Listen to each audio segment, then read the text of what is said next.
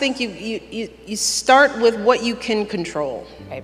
You know, you start there because, thinking about changing your workplace and, changing the way the world thinks, that's big, and it gets daunting, and then you shrink from that, right?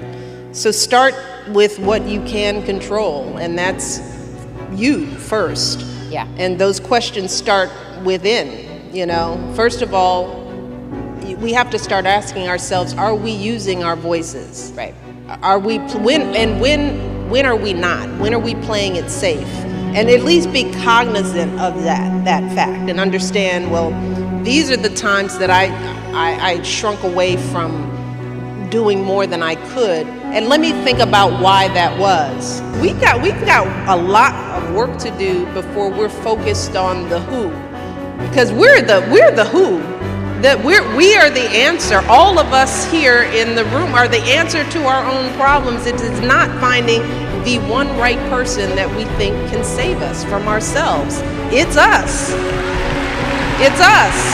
So we've got to do that work internally first to figure out, well, what can I do in my life? What am I doing to empower the girls in my life to have a voice? Because the biggest impact a woman can have is on her children, quite frankly. So that's a powerful, when I said I'm mom in chief, and a lot of women ridiculed me for that, when I first came in, the first, best, most important job I have control over is who my girls are gonna be.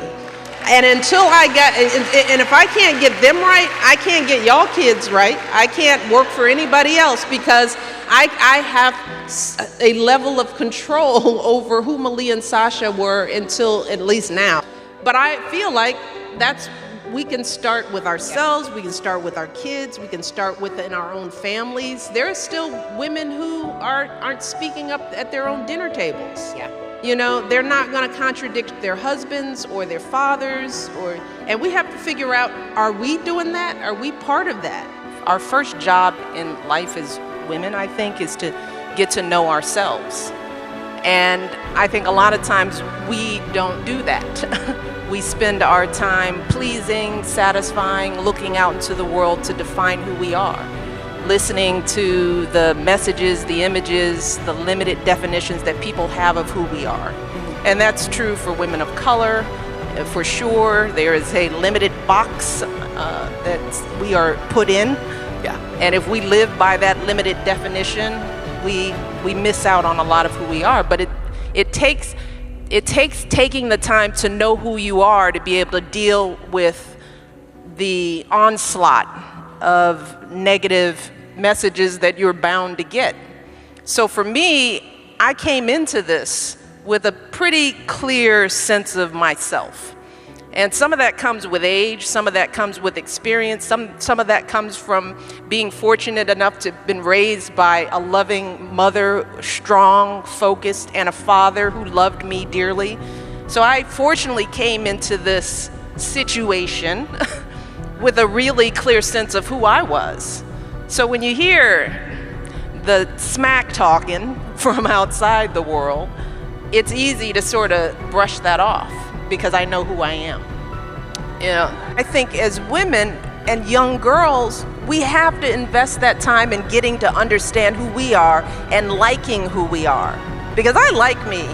I've liked me for a very long time. So for a long time, I've had a very good relationship with myself. I know.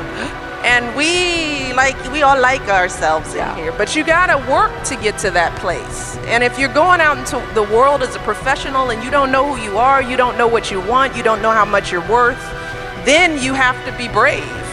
And then you have to count on the kindness and goodness of others to bestow that goodness on you when you should be working to get it on your own because you deserve it. Because you know your own value.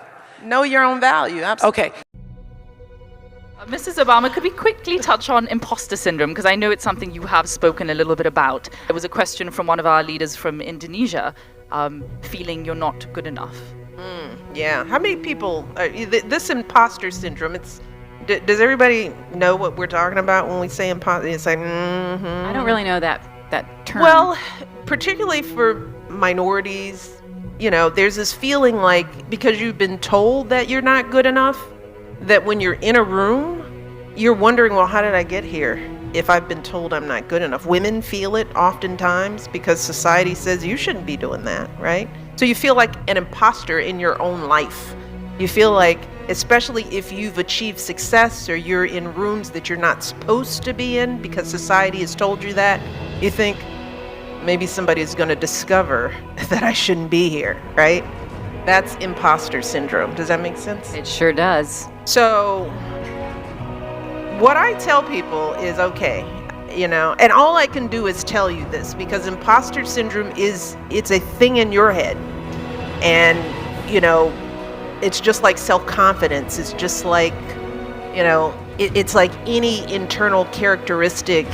Much of it is what you practice telling yourself, and if you've heard that you're not good enough, that's what you're practicing. I'm just here to tell you it is not true. You wouldn't be here, you wouldn't be doing what you're doing if you didn't belong here. You're needed at those tables, so you can't sit there wondering whether you belong, because you'll waste your time in those seats and you'll hold your voice back and you won't be able to make change because you're waiting for somebody to tell you that you belong. I'm telling you, you belong. Practice a different set of messages. Thank you for saying that. So important.